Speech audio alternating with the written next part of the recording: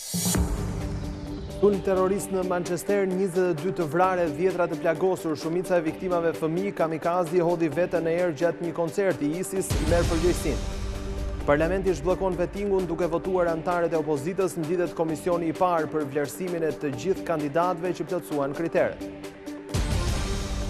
Kryeministri Rama kërkon 71 mandate për të qeverisur vetëm pas 25 qershorit. Drejtësia do të triumfojë mbi të gjithë të korruptuarit, ndërshime edhe për politikanët. Prokurori i përgjithshëm flet për emrat me rekorde kriminale që u hoqën nga lista e PS, hetime edhe për disa nga krerët e arratisur të grushtit të shtetit në Turqi.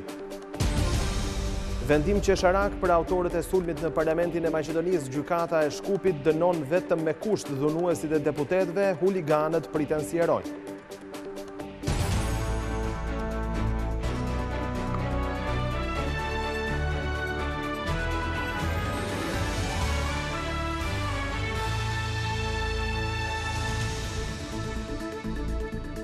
Përshëndetje shikues të nderuar dhe mirë se vini në edicionin informativ të orës 15 këtu në Vizion Plus. Terrorizmi trondit Britaninë, një sulm kamikaz në Manchester ka lënë të vrarë 22 persona, ndërsa janë plagosur 10 të tjerë. Sipas autoriteteve, terroristi hodhi veten në erë në përfundim të koncertit të këngëtares amerikane Ariana Grande. Shumica e viktimave dhe të plagosurve janë fëmijë e adoleshentë.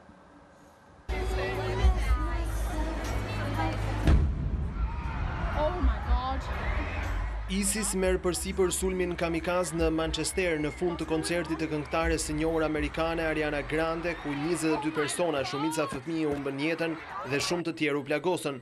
Përmes një komunikate në faqen e tij të propagandës Amak, Shteti Islamik deklaron se kamikazi ishte një ushtar i tij.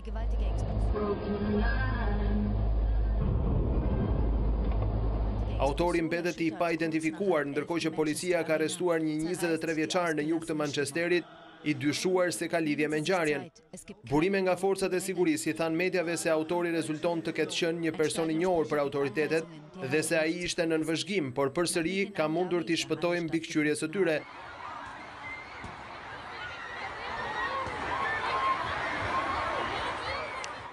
Tani, edhe pas arrestimit të 23 vjeçarit, policia po heton nëse kemi të bëjmë me një celul të mirëfillt terroriste. Pamjet nga vendngjarja janë vërtet shokuese, ndërsa të rinj të përfshirë nga paniku kanë tentuar të largohen me shpejtësi nga salla e koncerteve. Ndërkohë, rreth mesditës së të martës, policia ndërhyri duke evakuar një qendër tregtare në qytetin e Manchesterit. 10 persona u larguan nga aty të terrorizuar. Policia arrestoi një person dhe po heton për ngjarjen, por raportohet se ajo nuk ka lidhje me sulmin e mbrëmshëm. E gjithë bota është solidarizuar me Britaninë, liderët kanë dënuar sulmin terrorist që u mori jetën fëmijëve, edhe Tirana zyrtare ka shprehur mbështetjen duke theksuar se Shqipëria bashkohet me dhimbjen e popullit britanik. Britania, gjithë Europa dhe bota janë në zi pas sulmit terrorist të mbrëmjes së të hënës në Manchester. Flamujt në institucionet britanike si dhe institucionet kryesore europiane në Bruksel janë në gjysmështiz pas ngjarjes, e cila ka sjellë reagime të shumta dhe është dënuar me forcë nga liderët europian dhe botror. Kryeministrja Theresa May deklaroi se vendi kishte rënë prej një sulmi mizor terrorist kundër të rinjve të pambrojtur. Sipas saj, shërbimet sekrete mendojnë se e dinë identitetin e kamikazit, por ende nuk kanë mundur ta konfirmojnë atë.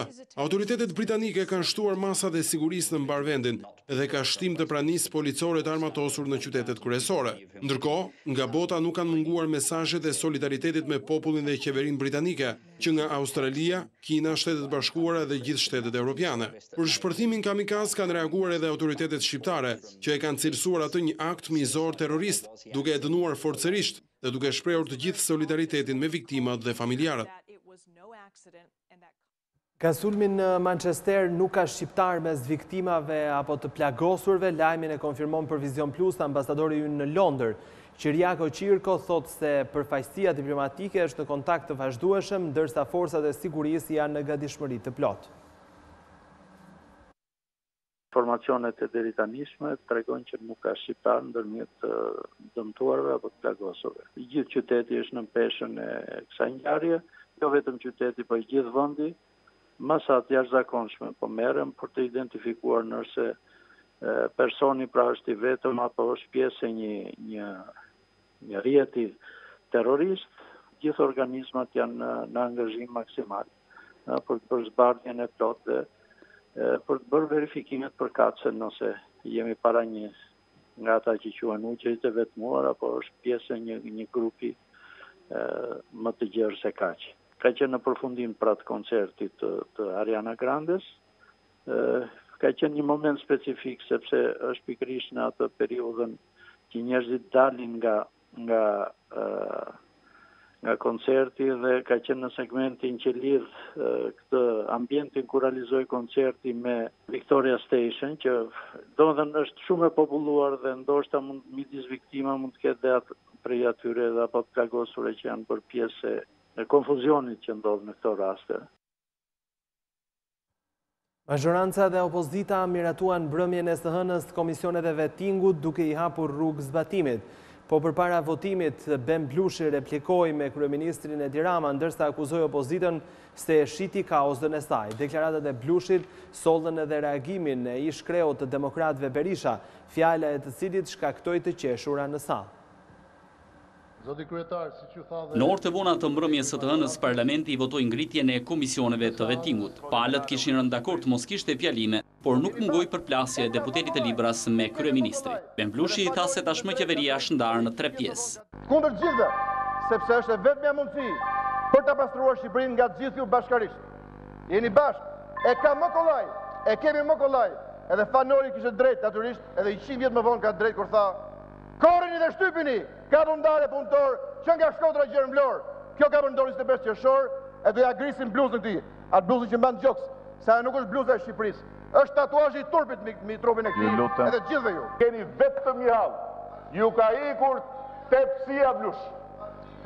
Ike nga Partia Socialiste për tepsin dhe tani mbete pa tepsi.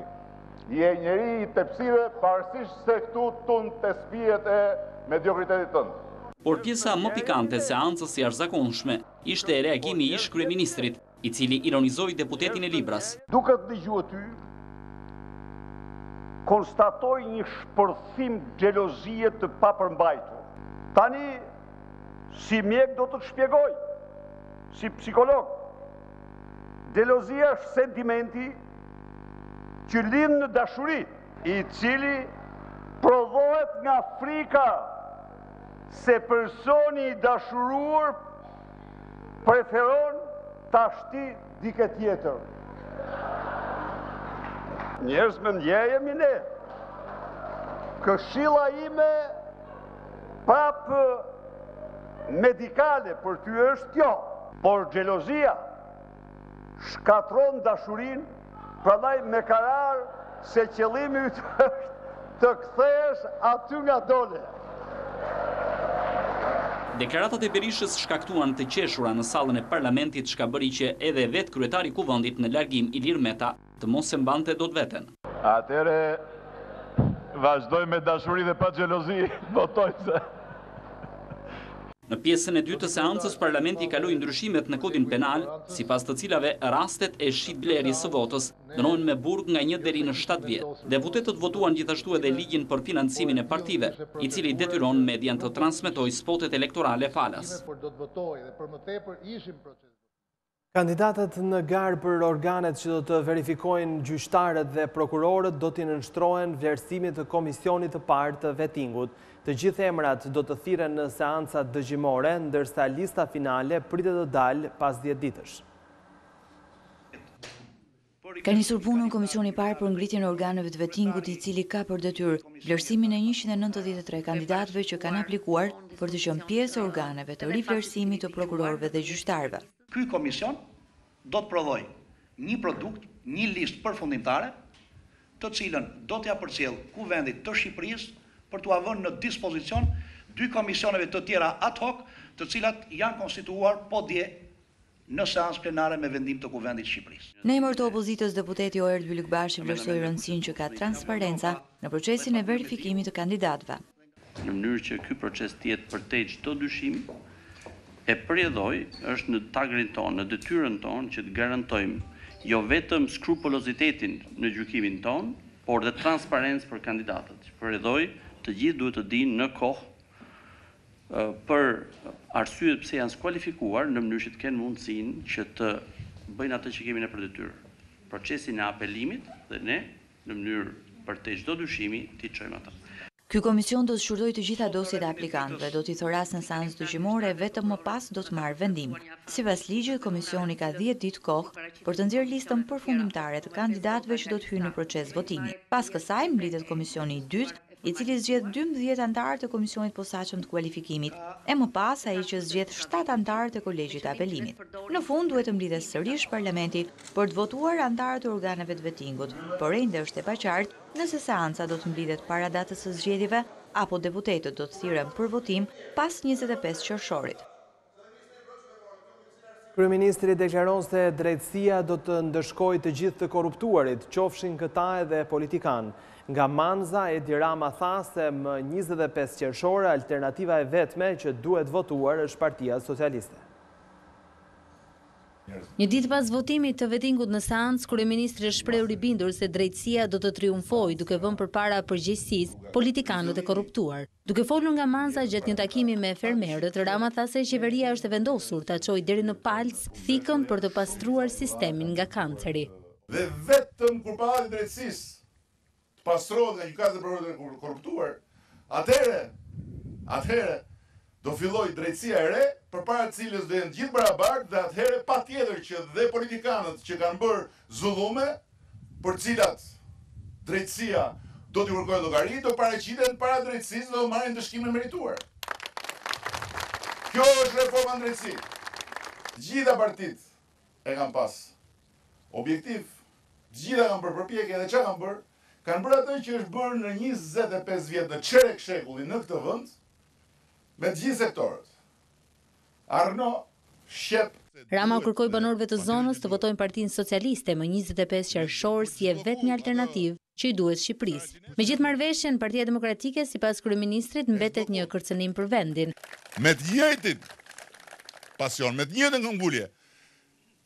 Siç fitojmë vetingun, do fitojmë edhe betejën me papunësinë, do rrisim punësimin, do rrisim ekonominë, dy rruga.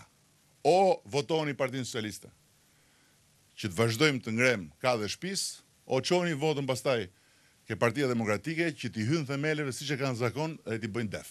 Nëse i jepni Partisë Socialiste mbi 71 mandate, timoni i reformave dhe i shtetit është në duart më të sigurta që janë këtu. Nëse jepni në 71 mandate, mund të ketë Partia Socialiste timonin, por kush e di se sa duhet të ketë në prerë për të majt timonin. Rama ju përgjigj dhe kritikave të Ben Blushit të bëra një ditë më parë në sallën e parlamentit, duke thënë se vota për të do të ishte një gabim. Për herë të parë, ish kryetari i Lëvizjes Socialiste për Integrim ka dhënë parashikimin për numrin e mandateve që do të marrë partia, antari së cilës do të jetë deri në 23 korrik. I pyetur për një koalicion të mundshëm pas zgjedhor me Partinë Demokratike, Ilir Meta tha se Lëvizja Socialiste për Integrim është krah hapur për këdo. Entuziazmin se Lëvizja Socialiste për Integrim do t'jetë fituesja e zgjedhjeve, Ilir Meta e gjen tek marrëveshja politike Rama Basha. Madje ai ka të qartë se sa do t'jetë numri i mandateve që do të fitojë partia të cilën e themeloi vet. Kuptohet që rritja do t'jetë në një progresion ndoshta të pamenduar. Mjafton të them që sipas 2015-s paktën ka 7 mandate të sigurta në Tiranë, 4 mandate në Durrës, 4 në Fier, 4 në Elbasan, 3 në Korçë e shumë qarqe të tjera. Ju tani e kuptoni 16 mandate në 2013-ën, 34 mandate në 2015-ën. Tani gjithë ata që dinë matematikë dhe e kuptojnë që forca e LSI-së është rinia, e kuptojnë se ku është rezultati në 2017. Sipas tij, LSI doli partia më pak e prekur nga pakti politik mes dy partive të mëdha, të cilat ai tha se sakrifikuan më shumë. Po të shikojmë praktikisht edhe këtë marrëveshje, në kuptimin e sakrificave, LSI-a është ajo që ka sakrifikuar më pak, sepse është largu vetëm një ministër, ndërkohë që ka qenë e gatshme për të sakrifikuar, le të themi thonjza çdo gjë, dhe më shumë praktikisht ka sakrifikuar kryeministri apo Partia Socialiste, por natyrisht edhe Partia Demokratike, e cila është tërhequr nga disa kërkesa, të cilat i shtynin në zgjedhjet për në kalendat greke. E sa i takon bashkëpunimit politik, Meta tha se LSI mirëpret këdo. Krahat e LSI-s janë të hapura për gjithë.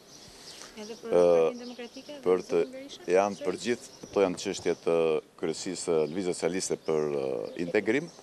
Unë surprizë në radhë parë konsideroj rezultatin e këtyre zgjedhjeve. Deklaratat kryetari i Kuvendit i bëri një ditë pasi parlamenti votoi emrat e opozitës për komisionet ad hoc për ngritjen e organeve të vettingut. Sipas metës së Ancaj Sajentes dha 2 mesazhe: zgjedhje me opozitën, deshbllokim të reformës në drejtësi. Dritan Demiraj ka nisur zyrtarisht detyrën si ministri i brendshëm. Ai u shfaq para ambienteve të ministrisë, i shoqëruar edhe nga zëvendës kryeministria Ledina Mandia. Demiraj u votua në kuvend bashku edhe me 5 ministra të tjerë teknik si pjesë e marrëveshjes Rama Basha, që garantoi hyrjen e PD-s në zgjedhje. Pak minuta pasi Demiraj hyri në ministri për të nisur punën, preandej ka dalë Fatmir Xhafaj.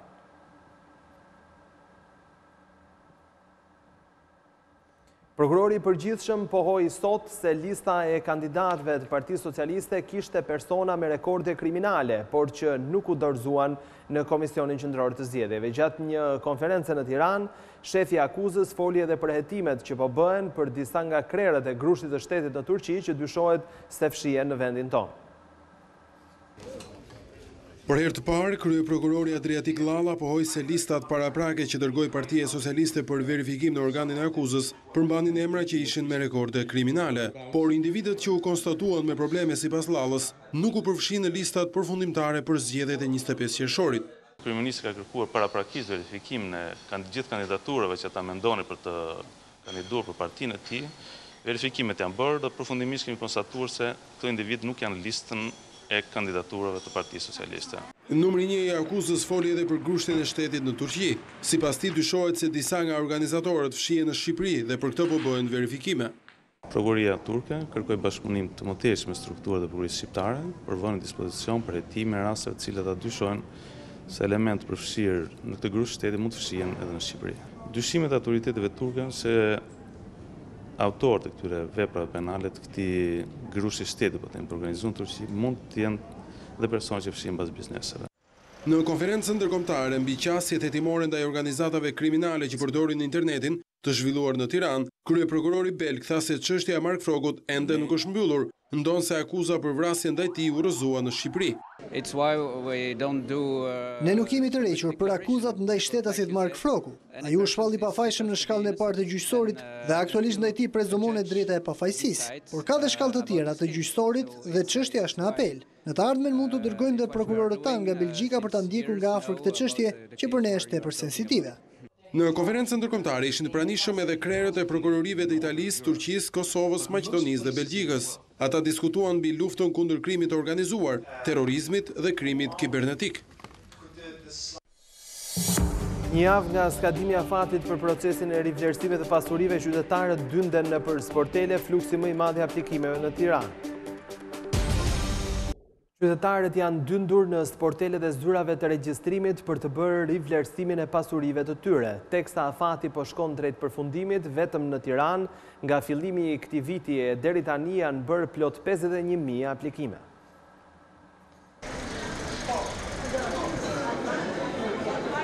Kur ka mbetur edhe një javë nga mbyllja e procesit të rivlerësimit të pasurisë me një tatim prej 2%, sportelet e zyrave të regjistrimit janë përballur me një dyndje aplikimesh. Si gjithmonë shqiptarët kujtohen në fund të afatit, edhe pse kanë qenë 9 muaj kohë në dispozicion që nga shtatori 2016-s. Javën e fundit sinqerisht kemi pasur shumë punë, megjithëse kemi marrë frym, siç gjithmonë shqiptarët në momentet e fundit kujtohen, megjithëse rivlerësimi ka qenë shtator që është hapur si përgjithsisht veprimet e tua ditore plus minus sa mund të arrijnë në ditë për shembull? Mbi 300, 400, 500 veta. Sa unë marr pjesë te ankesat, bëj dhe ankesat që mund të kenë qytetarët për shërbime të ndryshme që zhvillohen në sportelet tona, gjithashtu edhe në kohën time të lirë, kur s'ka ankesa, ndihmoj koleget për të aplikuar për rivlerësim. Sipas të dhënave nga Zyra Qendrore e Regjistrimit të Pasurive, deri në 19 maj 2017 janë kryer rreth 51.000 aplikime, nga të cilat 42.000 kanë përfunduar procesin. Nga kjo shifër, buxheti i shtetit ka përfituar 3 miliard lek. Ka bërë një shtesë dhe duhet shkoj edhe kjo aluizmi. Por aty për këtë certifikatën, them drejtën duhet ta mesha me 3 maj, akoma nuk është bërë, po është shumë e mirë dhe duhet ta zgjasin se ka plot njerëz që duan ta shesin, por nuk kanë arritur, sepse vonesat e certifikatës qisin dhe atë që nuk e bëjmë dot brenda afatit të fundit majit. Po pikërisht se ka një javë që po e vi fundi dhe po interesohemi tani në fund. Do mjaftojnë 6 muaj dispozitiv. Arsye shëndetësore. Nga ky proces, numrin më të madh të aplikimeve mban Tirana, më pas vjen Durrësi, Vlora e të tjerë. Kjo është hera e tretë që qeveria hap fushata të tilla rivlerësimi me normë tatimi minimale. Fillimisht u hap në 2011-ën, më pas në 2013-ën, por fushata e fundit ka patur një trend të lartë interesi.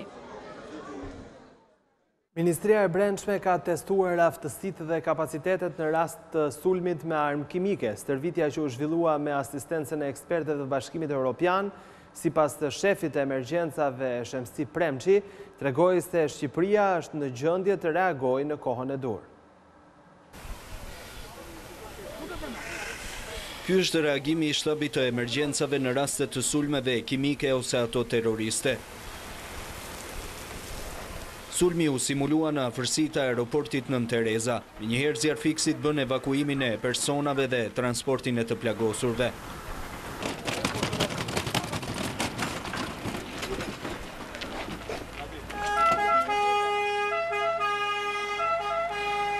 Stërvitja u asistua dhe nga ekspert të Bashkimit Evropian, ndërsa për kreun e emergjencave Shemsi Premçi ajo tregoi se Shqipëria është e aftë u përgjigjet sulmeve të tilla.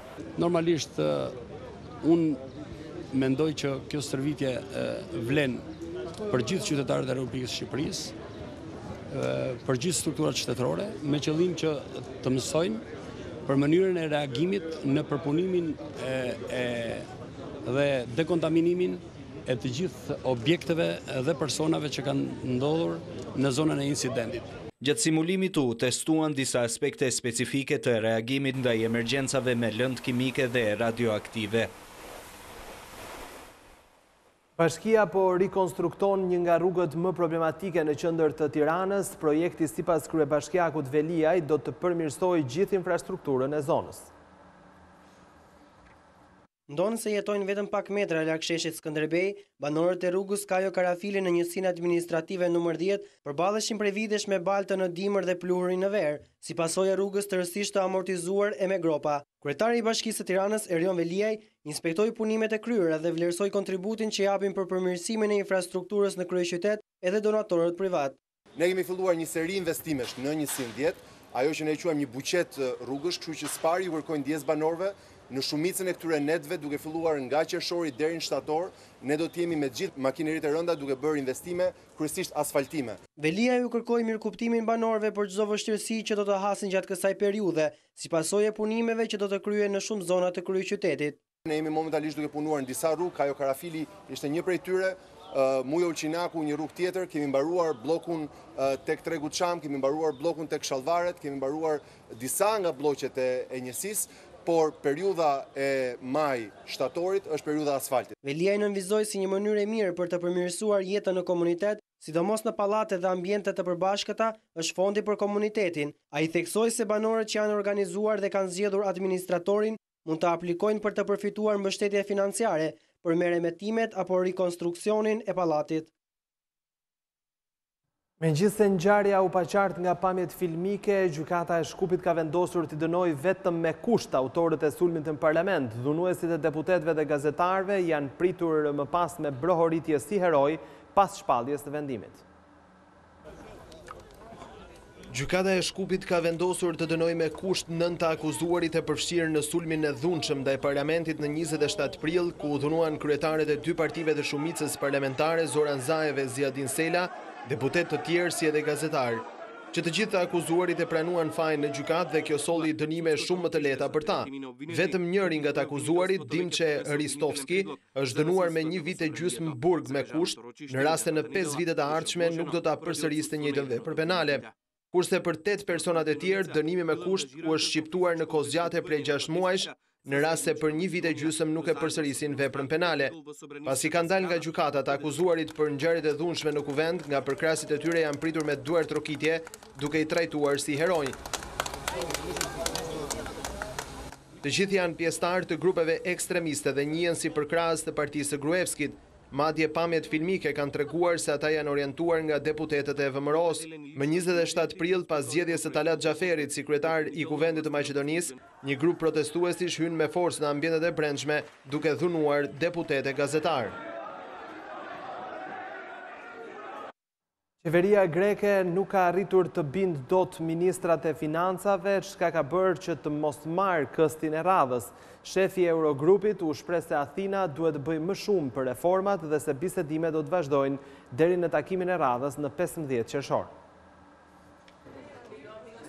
Greqia nuk ka mundur të sigurojë një marrëveshje të re për të zhbllokuar këstin e ardhshëm të ndihmës shumë miliardçe, pasi bisedimet e ministrave të financave të Eurozonës, edhe pse zgjatën për disa orë, nuk prodhuan një rezultat konkret. Kreu i Eurogrupit, Jeroen Dijsselbloem, tha se kishte ende një ndek të madh mes asaj që mund të bëhet dhe asaj që duhet të bëhet. Gjithsesi, shefi i Eurozonës tha se palët ishin shumë afër një marrëveshje dhe se bisedimet jo zyrtare do të vazhdojnë deri përpara takimit të ardhshëm të Eurogrupit më 15 qershor. Takimi mbajtur në Bruksel kishte për qëllim të vendoste nëse Greqia kishte bërë sa duhet për të marrë një kredi prej 7.5 miliard eurosh për lehtësimin e borxhit. Këto para janë jetike për Greqinë për të shlyer këstin e borxhit në korrik dhe për të siguruar këto fonde, grekët kanë ndërmarrë një sër reformash ekonomike, shoqëruar edhe me masa të tjera shtrënguese të miratuara javën e kaluar në parlament. Mediat raportojnë se FMN dhe Gjermania janë shprehur parimisht dakord për të ndihmuar Greqinë në lehtësimin e borxhit, ndërsa rezistencë kanë bërë disa antarë të tjerë të Eurozonës. Instalacioni reja është kthyer në një stret të vërtet për artistët shqiptarë dhe të huaj. Në një vit nga vendosja në qendër të Tiranës nuk kanë munguar nga shfaqjet skenike e deri tek mbrëmjet poetike. Në një vit qëndrimi në Tiranë, instalacioni Su Fujimodos, reja, është kthyer në një atrakcion për turistët, vendasit kurioz, por edhe artin bashkëkohor.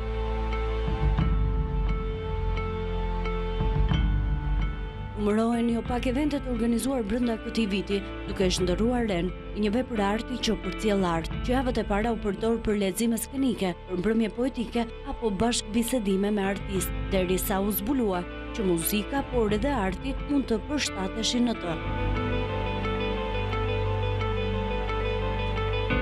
Ky oaz tani më i kthyer në një skenë bashkëkohore, është zgjedhje edhe për Gjergj Prevazin, koreografin dhe pedagogun e dansit bashkëkohor. Natyrisht reja është një hapësirë jashtëzakonisht atraktive, është intriguese, por që kërkon një përshtatje caktuar se s'kemi të bëjmë në kushtet e një teatri, ku sistemi i ndriçimit, ku zhurmat janë relativisht të izoluara. Këtu kemi të bëjmë me një hapësirë gjysmë publike, është një instalacion e vendosur në një hapësirë publike, por njëkohësisht të ofron brenda tij një atmosferë, mendoj unë të ngrohtë dhe të interesante, të atraktive. Sot në mbrëmje reja ju fton në një tjetër refleksion. Ky është edhe titulli i shfaqjes që Prevazi na ofron në interpretimin e Akroma Saliut dhe Fioral Doçit. Kemi të bëjmë me një gjysëm të vërtet dhe gjysëm trill. Dansi kontemporan nuk merr përsipër të tregojë një ngjarje, por merr përsipër të përcjell një tematik të caktuar, një fenomen të caktuar, ndërmjet kalimeve emocionale, ndërmjet gjendjeve të ndryshme emocionale, brenda një koncepti konvencional të caktuar. Refleksion në akten pas në fëmijëri, sot në ora 20, ndërsa më herët, reja do të presë artistin gjerman Johannes Deimling në një performancë publike, ku ngjyrat i japin jetë e lajos.